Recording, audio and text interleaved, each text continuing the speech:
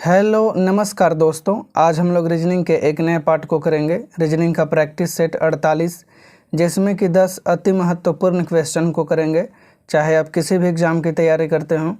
और इस प्रकार के प्रश्न सभी एग्ज़ामों में बार बार पूछे जा रहे हैं और आगे भी इस प्रकार के प्रश्न पूछे जाने की संभावना है। तो इसमें पहला क्वेश्चन है कोडिंग डिकोडिंग से, और इसमें दिया है एक निश्चित कूट भाषा में स्टार को 10, 2, 1, 9 के रूप में कोडित किया जाता है और फ्लैग को 6, 1, 7 के रूप में कोडित किया जाता है। उसी भाषा में लोगों को किस प्रकार कोडित किया जाएगा? क्वेश्चन में हमसे यही पूछा जा रहा है, ठीक है। और यहाँ पे दिया है स्टार, और स्टार का कोड क्या दिया है? 10, 2, 1 और 9। सबसे पहले स्टार में सभी लेटर का हम लोग प्लस वैल्यू देखते हैं। तो एस का प्लस वैल्यू होता है 19, टी का होता है 20, ए का होता है 1 और आर का होता है 18, ठीक है। यहाँ पे 19, 20, 1 और 18 है, और दिया है 10, 2, 1 और 9, ठीक है। यदि 19 में 1 और 9 को जोड़ दें तो 10 आ जाएगा। यदि 20 में 2 + 0 को जोड़ेंगे तो 2 आ जाएगा। 1 को 1 ही लिखा गया है। और 18 में यदि 1 + 8 को जोड़ेंगे तो कितना आएगा? 9। और यहाँ भी क्या दिया गया है? 9।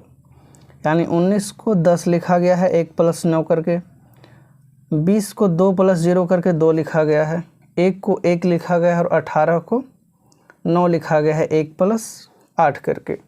उसके बाद फ्लैग का दिया है, तो उसके बाद हम लोग फ्लैग को भी देखते हैं। फ्लैग का कोड क्या दिया है? 6, 3, 1 और 7। और फ्लैग में सभी लेटर का हम लोग प्लस वैल्यू देखते हैं। तो एफ का होता है 6, एल का होता है 12, ए का होता है 1 और जी का होता है 7, ठीक है। 6 को 6 लिखा गया है। 12 में यदि 1 + 2 करेंगे तो 3 आएगा, यहाँ भी 3 लिखा गया है। 1 को 1 लिखा गया है और 7 को 7 लिखा गया है। हमसे पूछ किसका रहा है? लोगों का। तो अब हम लोग लोगों का देखते हैं। तो सबसे पहले लोगों में सभी लेटर का प्लस वैल्यू निकालते हैं। तो एल का प्लस वैल्यू 12, ओ का 15, जी का 7 और ओ का आता है 15। तो 12 में 1 + 2 करेंगे तो 3 आएगा। 15 में 1 + 5 करेंगे तो 6 आएगा, ठीक है। 7 को 7 लिखेंगे और इसके बाद फिर से 15 है, तो 15 को 1 + 5 करेंगे 6 आएगा। तो लोगों का जो कोड आएगा वो क्या आएगा? 3676, यानी कि ऑप्शन बी राइट हो जाएगा। अगला क्वेश्चन की बात करें तो यहाँ दिया है उस विकल्प का चयन करें जो तीसरे शब्द से ठीक उसी प्रकार संबंधित है जिस प्रकार दूसरा शब्द पहले शब्द से संबंधित है। और यहाँ पे एरिया का संबंध दिया है BRFA से। तो गोल्ड का संबंध हमसे पूछा जा रहा है किससे होगा, ठीक है। यदि A से B की ओर जाएं तो यहाँ पे प्लस का 1 हो रहा है। R से R की ओर जाएं तो यहाँ पे नो चेंज है, नो चेंज। E से F की ओर जाएं तो यहाँ पे प्लस का 1 हो रहा है, और A से A की ओर जाएं तो यहाँ पे नो चेंज हो रहा है, ठीक है। यानी पहला वाला में +1 हुआ, उसके बाद 1 को छोड़ा गया, उसको ऐसे ही लिखा गया, R को R ही लिखा गया। उसके बाद E में +1 किया गया और अंत वाले को वैसे ही लिखा गया। उसी प्रकार हम लोग G में लिखेंगे तो G में +1 करके लिखेंगे। तो G में +1 करेंगे क्या आएगा? H। O को O लिखेंगे। उसके बाद L में +1 करेंगे क्या आएगा? L के बाद आता है M, M ही आता है ना। और D में +1 करेंगे तो क्या आएगा? O को O लिखें और D को D ही लिखेंगे, क्योंकि उसमें लास्ट वाले में तो +1 करना नहीं, लास्ट वाले को A को A ही लिखा गया है, तो D को भी D ही लिखा जाएगा। तो हमारा आंसर क्या आ जाएगा? HOMD, ठीक है। फिर से देखते हैं। G में +1 करेंगे H आएगा, O को O लिखेंगे, L में +1 करेंगे, और जब एल में +1 करेंगे तो एल का प्लस वैल्यू होता है 12, 1 प्लस करेंगे 13, और 13 किसका प्लस वैल्यू होता है, एम का, तो एम हो गया। और डी को वैसे ही लिखेंगे डी, तो हमारा आंसर क्या होगा, HOMD, यानी कि ऑप्शन सी राइट। अगला क्वेश्चन की बात करें तो यहाँ ब्लड रिलेशन से क्वेश्चन है, और यहाँ पे दिया है एक व्यक्ति ने एक महिला का परिचय अपने पिता के बहन की बेटी के रूप में दिया। महिला उस व्यक्ति से किस प्रकार संबंधित है, हमको यही बताना है, ठीक है। यहाँ पे कोई व्यक्ति है, मान लेते हैं बी नाम का कोई व्यक्ति है, और एक महिला का परिचय बताया कि अपने पिता यानी व्यक्ति के पिता की बहन, यहाँ पे बहन को मान लेते हैं एस माइनस, पिता की बहन हो गई, पिता प्लस मान लेते हैं, पिता की बहन की बेटी, पिता की बहन और उनकी बेटी को मान लेते हैं बी माइनस बेटी, और यही वो महिला है, ठीक है। क्योंकि यहाँ पे लिखा गया है ना, एक व्यक्ति ने एक महिला का परिचय अपने पिता की, एक व्यक्ति है और एक महिला का परिचय करा रहा है अपने पिता की बहन की बेटी के रूप में, तो यही महिला हो जाएगी, उसके पिता की बेटी। और महिला उस व्यक्ति से किस प्रकार संबंधित है, हमको ये बताना है। महिला व्यक्ति यहाँ है, किस प्रकार संबंधित है, महिला जो है इस व्यक्ति का क्या लगेगी, तो व्यक्ति के पिता, और ये पिता होंगे, पिता की बहन क्या लगेंगी, फुआ, और फुआ की बेटी क्या लगेगी, फुफेरी बहन, यानी कि ऑप्शन सी राइट। और सिंपल सी भाषा में भी इस क्वेश्चन का आंसर दिया जा सकता है। महिला का परिचय अपने पिता के बहन यानी कि फुआ, और फुआ की बेटी क्या लगेगी, फुफेरी बहन। हमसे ही तो पूछ रहा है कि महिला उस व्यक्ति से किस प्रकार संबंधित है, तो वैसे भी दिया जा सकता है डायरेक्ट आंसर कि फुफेरी बहन हमारा आंसर हो जाएगा। अगला क्वेश्चन की बात करें तो यहाँ क्वेश्चन जो है डायरेक्शन से दिया गया है, ऑप्शन डी इसमें नहीं आ पाया। नेहा विश्वविद्यालय जाना चाहती है, वह पूर्व दिशा में यहाँ पे होगा, वह पूर्व दिशा में स्थित अपने घर से चलना प्रारंभ करती है और एक चौराहे पर पहुंच जाती है। उसके बाईं ओर वाली सड़क एक सिनेमा घर पर जाकर रुक जाती है। उसके सामने की ओर अस्पताल है, बताएं कि विश्वविद्यालय किस तरफ है, हमसे ही पूछा जा रहा है, ठीक है। और इसका घर किस तरफ है, वह पूर्व दिशा में स्थित, पूर्व दिशा एक सबसे पहले डायरेक्शन देख ले, ईस्ट होगा, वेस्ट होगा, नॉर्थ होगा और साउथ होगा, ठीक है, क्लियर है यहाँ तक।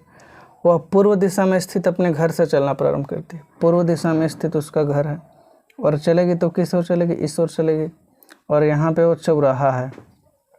उसके बाद चौराहे पर जब आती है, उसके बाईं ओर वाली सड़क एक सिनेमा घर को जाती है। जब पूर्व से यहाँ पे आएगी, मान लेते हैं यहाँ पे, तो उसका बाएं किधर, बाएं इधर होगा, इधर ही होगा बाएं, तो बाएं ओर क्या है, सिनेमा घर है, सिनेमा, और इसको सिनेमा घर CG मान लेते हैं। उसके बाद दिया है उसके सामने की ओर अस्पताल है, इसके चौराहा के सामने क्या है, वेस्ट, और यहाँ क्या है, अस्पताल है, यानी कि हॉस्पिटल है। अब एक ही बचता है डायरेक्शन हमारा नॉर्थ, और हमसे पूछा जा रहा है कि बताएं कि विश्वविद्यालय किस दिशा में है। तो ईस्ट में तो उसका घर हो गया, वेस्ट में हो गया हॉस्पिटल, साउथ में हो गया सिनेमा घर, तो अब जो बचा नॉर्थ, नॉर्थ में उसका विश्वविद्यालय होगा, तो हमारा आंसर क्या होगा, नॉर्थ, यानी कि उत्तर। ऑप्शन डी में नॉर्थ ही था लेकिन वो नहीं मिल पाया, तो हमारा आंसर क्या हो जाएगा, नॉर्थ, ठीक है। अगला क्वेश्चन की बात करें तो यहाँ दिया है गोलू गणेश से वरिष्ठ है, वरिष्ठ यानी कि बड़ा, मान लेते हैं गोलू, ये गोलू हो गया, और यहाँ पे मान लेते हैं गणेश, गणेश से बड़ा है, ठीक है। गणेश महेश से वरिष्ठ है, ये जो गणेश हैं वो क्या है, महेश से वरिष्ठ है, यानी महेश से बड़ा है, ठीक है। महेश जो है राजू से कनिष्ठ है, महेश क्या है, राजू से छोटा है। यदि राजू को बीच मान ले तो राजू से क्या हो जाएगा, ये छोटा हो जाएगा, ये बीच में मान लेते हैं इसको, ठीक है। राजू फिर छोटा हो गया महेश। इसके बाद ये राजू गणेश से कनिष्ठ है, गणेश से छोटा है राजू, यानी कि राजू बीच में आएगा क्योंकि गणेश से छोटा हो गया और महेश से बड़ा हो गया। हमसे पूछ रहा है कि सबसे वरिष्ठ कौन है, तो सबसे वरिष्ठ इसमें कौन बच रहा है, सबसे ऊपर की ओर कौन है, गोलू। तो हमारा आंसर क्या हो जाएगा, गोलू, यानी कि ऑप्शन डी राइट। अगला क्वेश्चन की बात करें तो यहाँ दिया है राजू ऊपर से 10वें स्थान पर है और रवि नीचे से 21वें स्थान पर है और उनके बीच 3 छात्र हैं, कक्षा में कुल कितने छात्र हैं, ठीक है। ये हो गया राजू ऊपर से 10वें स्थान पर है और रवि जो है वो नीचे से 21वें स्थान पर है और इन दोनों के बीच में 3 छात्र हैं। हमसे पूछ रहा है टोटल, तो टोटल के लिए हम लोग क्या करेंगे, ऊपर से जो जितना स्टूडेंट है, राजू ऊपर से 10वें स्थान पर, यानी ऊपर से 10 स्टूडेंट होगा, प्लस नीचे से 21वें स्थान पर कौन है, रवि, यानी नीचे से भी 21 स्टूडेंट रहा होगा, प्लस उनके बीच में भी कितने स्टूडेंट हैं, 3, यानी कि प्लस 3 कर देंगे। 21 3 24 और 10 34। हमारा आंसर ऑप्शन सी हो जाएगा। अगला क्वेश्चन की बात करें तो यहाँ कथन निसर्ग से दिया गया है और कथन फर्स्ट में दिया गया है कि सभी स्कूटर 2 पहिया वाहन है और सभी साइकिल भी 2 पहिया वाहन है, ठीक है। सभी स्कूटर मान लेते हैं AC 2 पहिया वाहन है, 2 पहिया वाहन DW से कर देते हैं और सभी साइकिल भी 2 पहिया वाहन है, सभी साइकिल भी 2 पहिया वाहन है, ठीक है। निष्कर्ष फर्स्ट में दिया है सभी स्कूटर साइकिल है, क्या सभी स्कूटर साइकिल है, नहीं है, ऐसा थोड़ी ना बोला है कथन में, बिल्कुल नहीं। क्या सभी साइकिल स्कूटर है, ऐसा भी कथन में नहीं दिया गया है, तो निष्कर्ष दोनों में से कोई सही नहीं हो, यानी ऑप्शन डी राइट। अगला क्वेश्चन की बात करें तो यहाँ दिया है निम्नलिखित में कौन असंगत है, असंगत नहीं होगा, असंगत है, असंगत, ठीक है। ऑप्शन ए में है गेहूँ, बी में है जौ, सी में है चना और डी में है मूंग। यदि बात करें गेहूँ, जौ और चना, यानी कि ऑप्शन ए, बी और सी की, तो ये तीनों जो है अनाज के अंतर्गत आते हैं, गेहूँ, जौ, चना। लेकिन मूंग क्या है, एक प्रकार का दाल है और हमसे पूछ रहा है असंगत, तो हमारा ऑप्शन डी राइट हो जाएगा, मूंग, यही असंगत है, बाकी सब अनाज है और यहाँ ये दाल है। अगला क्वेश्चन की बात करें तो यहाँ वेन डायग्राम से संबंधित क्वेश्चन आ गया कि अविवाहित पुरुष और वकील के बीच वेन डायग्राम बनाएं। ये अविवाहित मान लेते हैं, ये पुरुष हो गया और इसको वकील मान लेते हैं। तो कुछ पुरुष भी वकील अविवाहित हो सकते हैं, समका के सगे, कुछ वकील भी अविवाहित हो सकते हैं, कुछ पुरुष भी वकील हो सकते हैं, ठीक है। तो हमारा किस प्रकार का आंसर आएगा, कुछ पुरुष वकील होंगे और अविवाहित क्या हो जाएगा, दोनों में शामिल हो जाएगा, क्योंकि अविवाहित कुछ पुरुष भी हो सकता है और कुछ वकील भी हो सकता है, ये तीनों एक दूसरे में सम वाला केस आएगा और हमारा आंसर क्या होगा, ऐसा वेन डायग्राम बनेगा और यही हमारा राइट आंसर होगा। लास्ट में हम लोग अपने से एक क्वेश्चन करते हैं जो कि वेन डायग्राम से ही है और यहाँ पे मान लेते हैं, प्यारा सा लेते हैं, माता, पिता, एशिया, एकदम लल्लू सा सवाल है, ठीक है। माता अलग होते हैं, पिता भी अलग होते हैं और एशिया भी अलग है, तो हमारा वेन डायग्राम कैसा बनेगा, ऐसा बनेगा और आज यहीं पे क्लास समाप्त होता है, ठीक है।